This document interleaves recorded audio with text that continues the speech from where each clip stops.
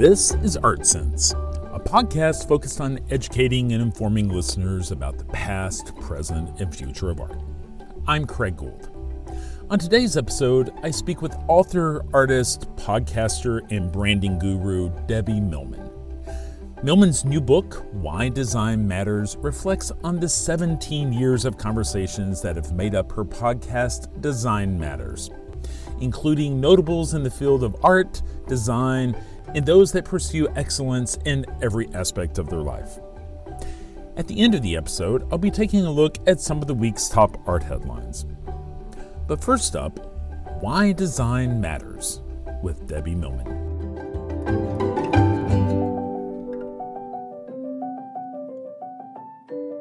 Debbie Millman, thank you so much for joining me this week on the Art Sense podcast to talk about you and your work and your new book, Why Design Matters. You know, if somebody doesn't know who Debbie Millman is, how would you describe the work you do and how it's kind of manifested itself eventually in this particular book? I am a designer, brand designer, and brand strategist, and I'm an educator. I co-founded the Masters in Branding graduate program at the School of Visual Arts 12 years ago, and I run that program today. And I am an author. I have published 6 books, with the 7th about to be born.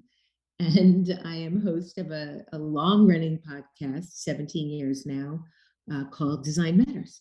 It's funny when I saw that 17 years, I honestly had to go to Google and try to figure out when did the iPod come out and when did podcasting really start? Because that's really close to the genesis of podcasting, right?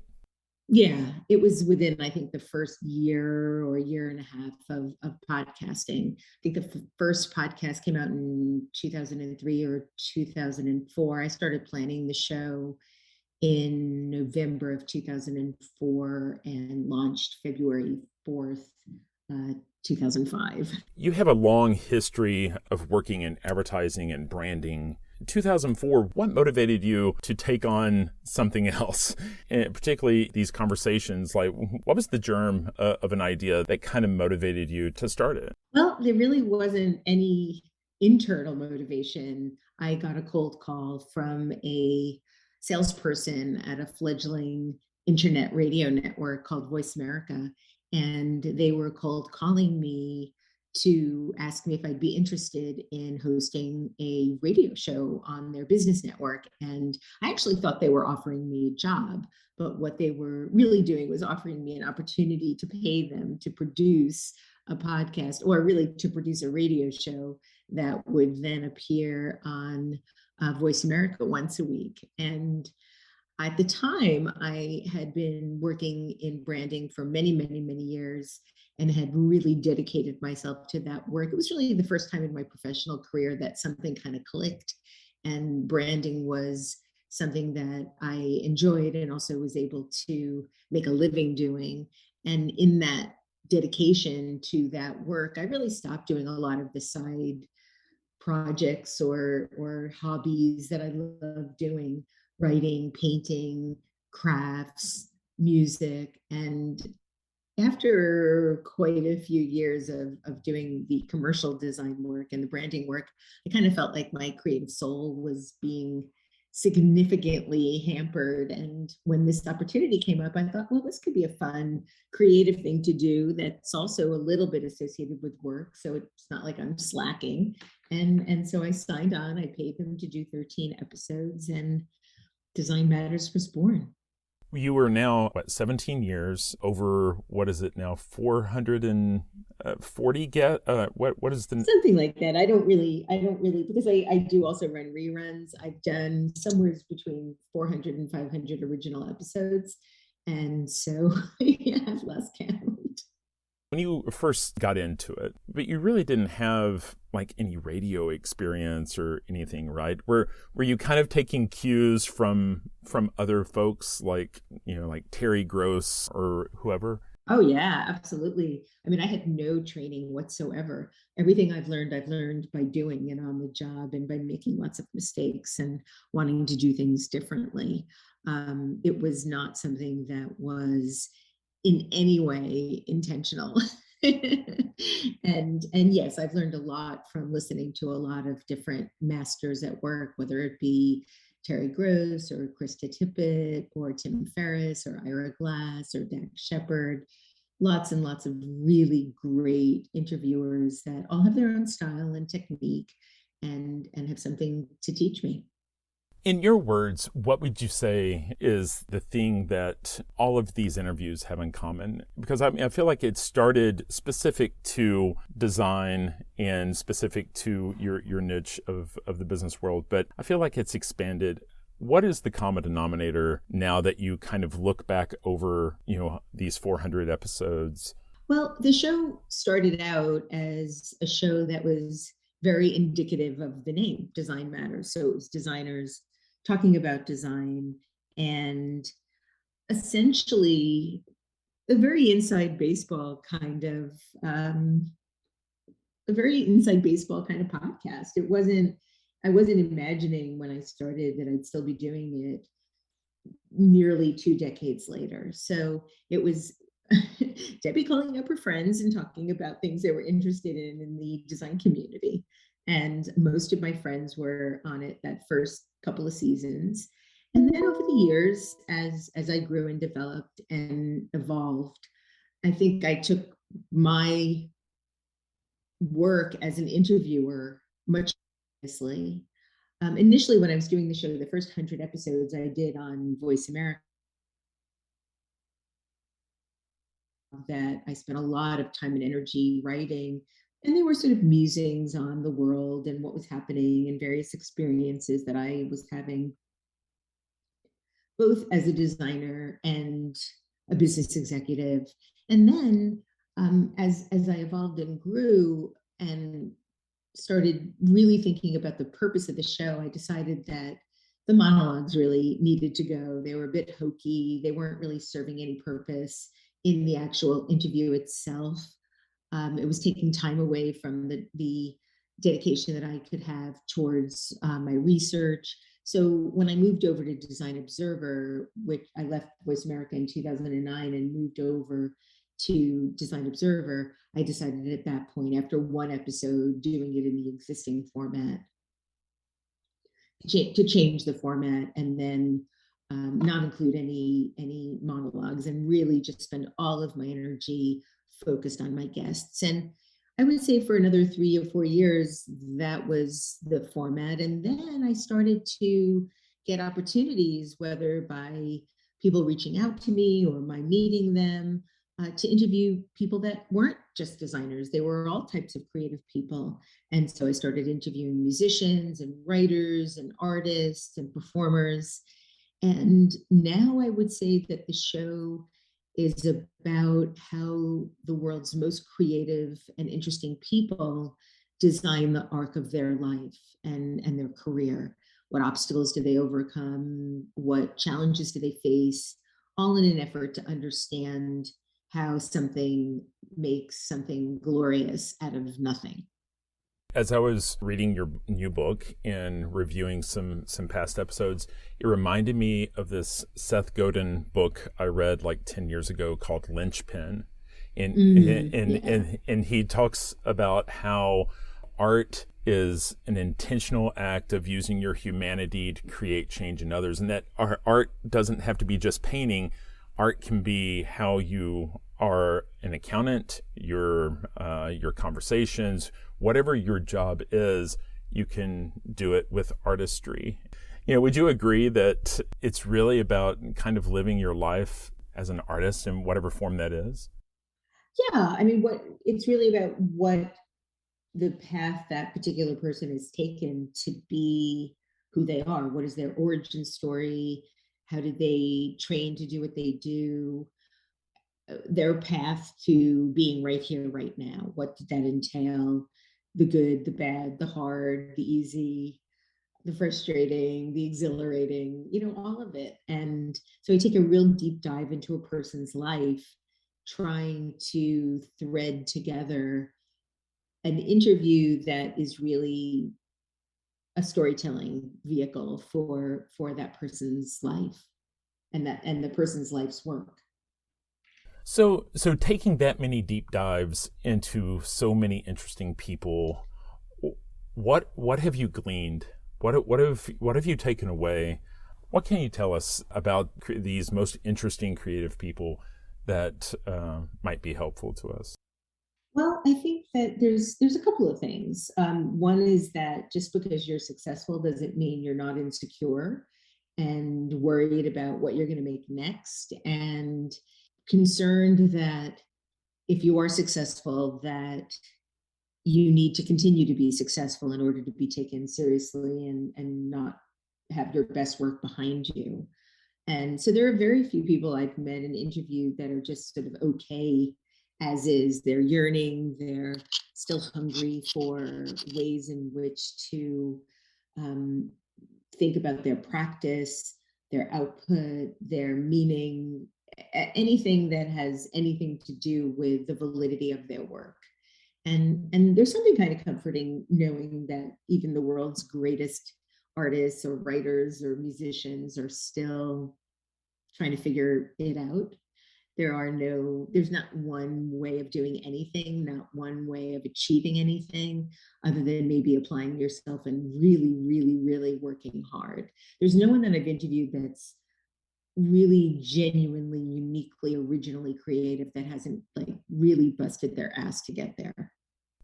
Are there any disciplines that any of these folks exercise that you've been able to learn about that might help someone become more creative? I think one of the most poignant and powerful bits of advice or insight I've gotten is from David Lee Roth, believe it or not, the former lead singer of Van Halen, who, when I interviewed him, we were talking about his current business. He owns a tattoo business, tattoo ink business. And we were talking about his creativity and his path. He was also an EMT at one point. And of course, we talked about Van Halen and what it was like to be one of the most popular bands on the planet in the 80s. And in fact, in 1984, they had one of the best-selling albums, tours, most watched videos. I mean, it seemed like Van Halen had it all. And I asked David what it felt like. What did it feel like to be, one of the most popular dudes on the planet? His response was really poignant. He said, when you get to the tippy top of the tallest mountain that there is, you're often alone. It's always cold, and there's only one direction to continue your journey. And that has really stayed with me. And I think there's something to be said. And I can say this now as a woman in middle age, as opposed to a young gun, that there's something to be said for taking a slow walk up the mountain. That, on my best day, I'd like to think that I don't peak until the day before I die, so that I always can have work that I'm making to look forward to. So, have you thought about what your peak would look like? No. I don't. I don't. I mean, I do strive for a lot. I think a lot of that comes from, wanting to prove my value and my worth and my meaning and my purpose. But I think every time I do achieve something that I've longed for and hoped for, then I sort of move on to the next thing, which is something I kind of loathe about myself. I'd like to appreciate things a little bit more and not just think, okay, I've done that. Now what else can I do to prove myself? If you're headed towards the peak, you're no longer alone, right? And so Right. does your wife, Roxanne Gay, who's very well respected in her field as well, does she keep you grounded? Does she remind you to take it a day at a time and slow down? Or Yes, she's the one that pointed it out to me, that as soon as I achieve something that I've been working hard to manifest, that I then go right on to the next without really spending any significant amount of time just feeling good about that particular thing. So that made me very, very aware of it. I think that I do have an aversion to being idle, and that's a psychological term, idle adverse. And that is because, that stillness can provoke some terrifying feelings. But I am at least aware of it now, so I am thinking about that too. Do you look back and see specific points in the road where there was a fork and you went this way and it was all for the benefit of good? Well, I think some things were better than others. I think I made some somewhat dubious romantic choices over the years, especially since I didn't come out until I was 50. So wish I'd done that a little bit sooner. Um, I think that most of my career has happened in a very serendipitous manner, probably for the first. So I graduated college in 1983. I would say it wasn't until my early to mid 40s that I really began to get a sense of what I wanted, what I could do. Prior to that, I was very much sort of flying in the wind, going this way, going that way, whichever way the wind took me, whichever way it blew, I would tend to follow. I wasn't really living intentionally, mostly because I didn't think that I was capable of achieving all that much. And so whatever opportunity came up, I figured was just the opportunity. So the last opportunity for employment, or the last opportunity for love, or the last opportunity for any number of things. I remember being in Israel a little bit after I turned 30, probably 32 years old, and I recently left a job and wasn't sure what kind of job I was going to get in the future, but I had taken some time off to travel. And I remember being at the Wailing Wall crying, not because of the sadness of the Wailing Wall so much, although of course that inspired it and provoked it, but then it sort of turning into a general overall cry about the state of my life and feeling terrified that at 32 I was unemployable and could never support myself again. And that's a palpable moment. And I use that as an example of thinking about myself in a way that isn't realistic. And that's a good example, because obviously I was employable. I did get many jobs since then, but it felt so real and it felt so foreboding and terrifying that it didn't feel like it could be anything but the most real thing in the world. And it's a good example of I think how I could talk myself into feeling a certain way that might not be accurate. Humans have a hard time, really hard time predicting the future. That Right. Oh yeah. there was a study and they were asking these people, how do you think at your age now, I think there were 30-year-olds, do you think you have it figured out? And like, yes, I have it figured out. 5 years ago, I was a mess, but I have self-actualized and I've got it all figured out. And then they followed up 5 years later and do you have things figured out? Like, yes, I was totally wrong. I had nothing. And this goes on and on. Like we feel it's something comforting about trying to convince ourselves that we have reached a state of stasis. It's too scary not to know what the future is. Yeah, absolutely. It's very rare for people to think of a future where if you make a change in your current, that you're not going to somehow have less in the future. We don't tend to think about things that haven't yet manifested as possible. And as a result, it puts us in a state of paralysis about making any change because we don't want to lose anything. We just want to gain things. And so that can actually be really detrimental to making any kind of evolution or pivot or to try to reinvent yourself in any way. It's like, what will I lose instead of what will I potentially gain? Because there is no certainty to the gaining, there's only certainty to the losing. I want to ask you your opinion about the power of words. I look at your art and design, and it's very much tied to text in the written word. When I hear you tell your story of how and why you met Roxanne, it kind of pivots on you reading her words and really feeling touched. Tell me about the power of words. Well, I think words help us define and construct our reality. I think that, I happen to have a love affair with words. I love writing them. I love reading them. I love seeing them, being entertained by them, and being surrounded by them. Literally, my whole house is, I call it the house of type because so much is written on whatever it is that I have. I love to just see words.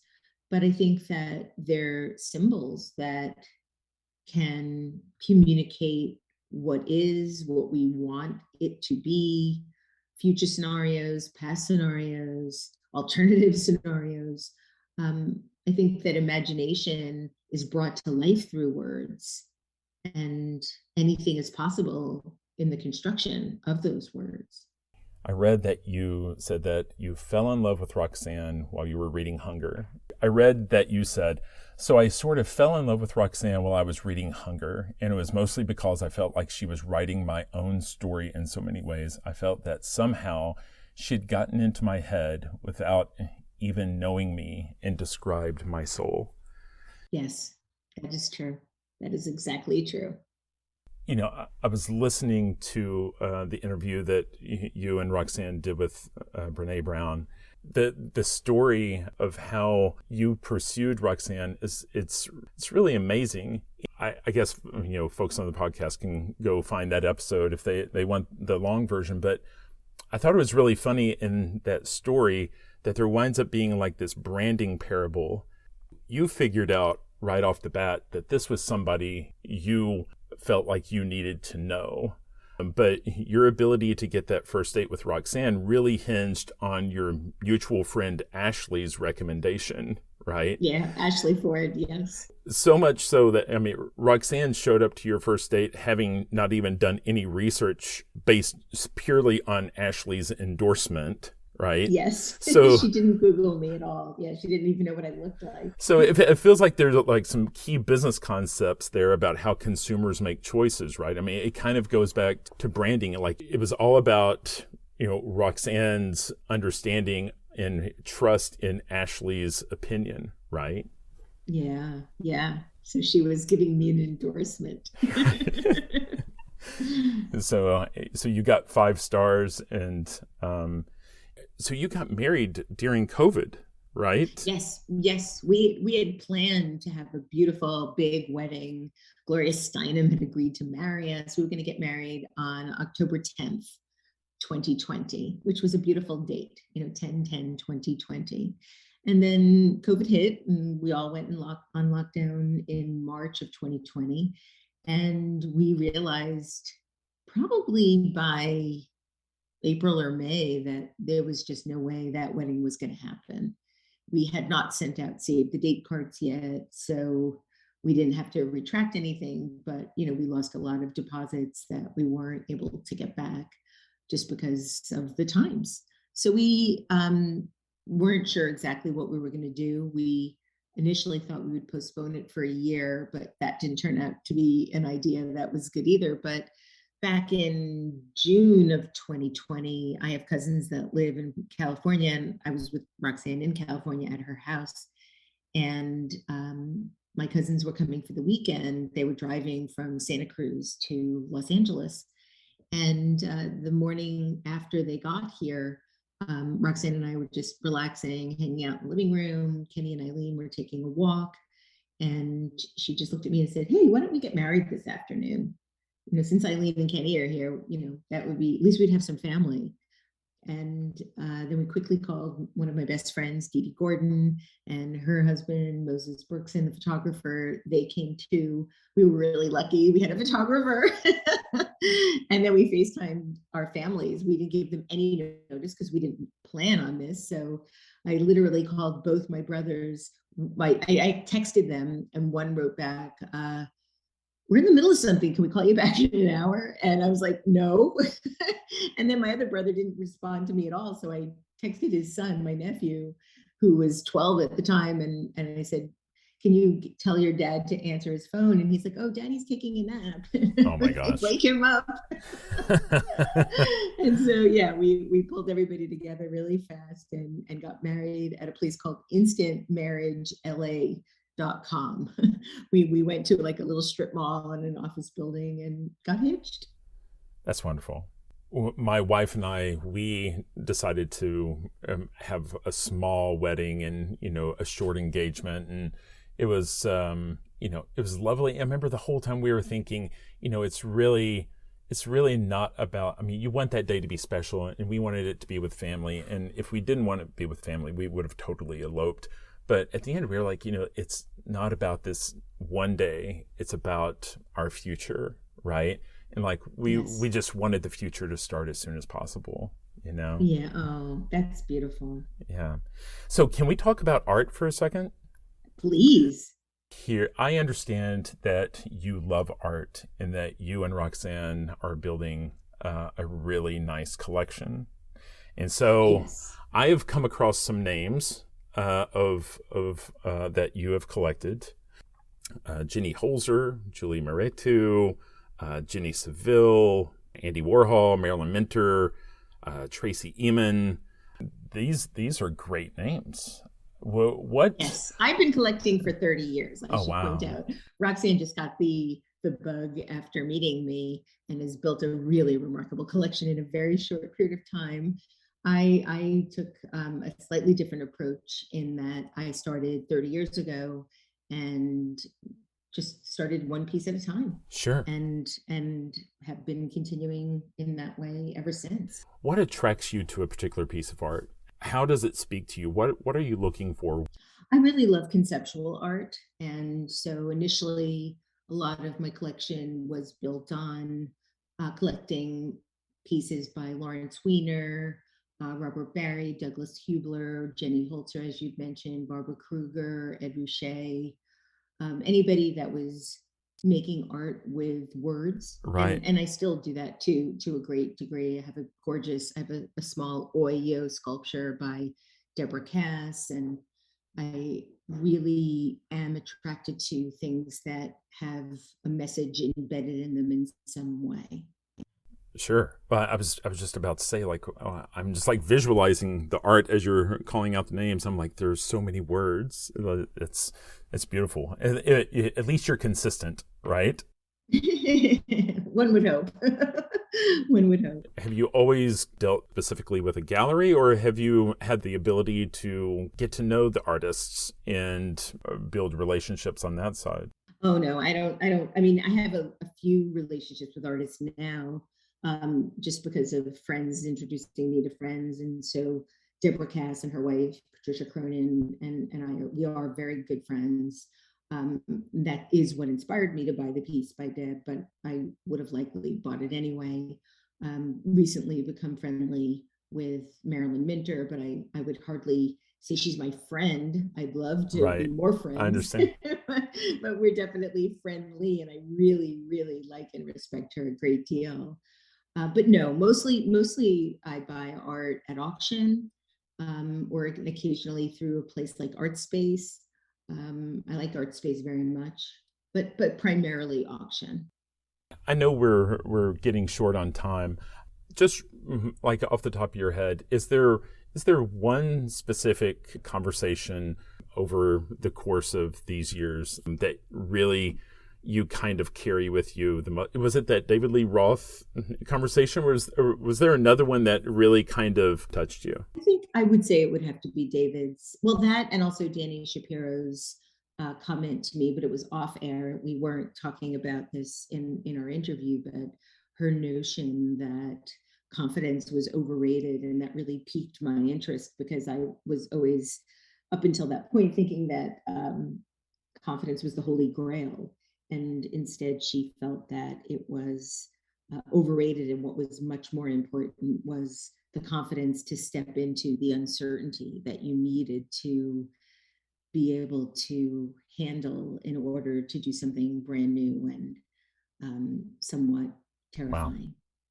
And that is something that I've also held very close to me ever So since. instead of hubris, facing challenges head on. Well, really just stepping into the unknown, having the courage to step into the unknown. And I've since come to believe that courage is the birthplace of confidence, and confidence is really created by the successful repetition of any endeavor. And that beginning that endeavor is what sets you on that path. Absolutely. Well, Debbie, I know we're just about out of time. I really appreciate you taking time to talk to me today. I got through the majority of the book. It's Why Design Matters, and it's beautifully designed inside. It's a real testament to your 17 years of hard work with your podcast, and I really encourage anyone listening to check it out. And so I really appreciate your time today. Thank you, Craig. It's been really wonderful talking to you. It's an honor to be on your podcast, and thank you so much for your generosity.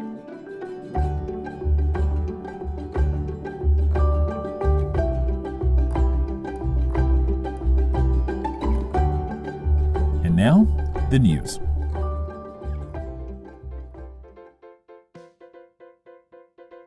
The NFT marketplace OpenSea caused an uproar this week when, out of the blue, it placed limits on the number of NFTs a member could mint in a given month. This is a course reversal for the platform, popular for those eager to create NFT projects that result in the minting of thousands of NFTs. There was no explanation given other than stating that the decision came after community feedback about its creator tools. The decision caught many users off guard and unprepared. The blowback was so substantial that OpenSea decided to reverse course, and only after this course reversal did the company attribute the decision to theft prevention, which seemed a little like a cop-out to the user community. There are better ways to make sure that works aren't being plagiarized. Some speculate that OpenSea is actually experiencing growing pains. The site has been crashing more frequently, and community members have been complaining about the lack of responsiveness from support. So it's possible the move was intended to turn down the fire hose while the company uses its $300 million VC war chest to create the infrastructure and hire the human resources necessary to handle demand. In episode 1 of the podcast, I spoke to artist Bo Bartlett about his life and work. In that conversation, Bo described his mentors as Ben Long, Andrew Wyeth, and Nelson Shanks. Bartlett had learned figure painting by painting alongside Shanks at his studio in Philadelphia. Well, Shanks was in the news this past week when a study he completed for a large portrait of Princess Diana far exceeded its auction estimate. The small study, comprised of just the head and shoulders, was estimated to sell for $20,000. But instead sold for $200,000. In 1994, Diana had spent more than 35 hours sitting for the portrait and developed a friendship with Shanks and his wife. The larger portrait now hangs in her ancestral home in Althorpe in Northamptonshire. Shanks was the most noteworthy portrait artist of his generation, whose commissions included popes and presidents. He passed away in 2015, age 77, after a battle with prostate cancer. Museums in some part of the world are still experiencing extended COVID shutdowns. This includes the Netherlands, where cultural institutions are still shuttered.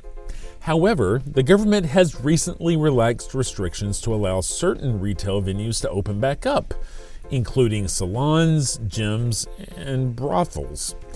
The fact that salons, gyms, and brothels are open while museums remain closed hasn't sat well with the cultural elite in the Netherlands. As a humorous means of protest, all the museums in the country opened for one day last week as nail salons and yoga studios. Admission was free for those who attended, while the museum paid the professionals for their time. Luckily, no museum chose to reopen with professionals from the third category.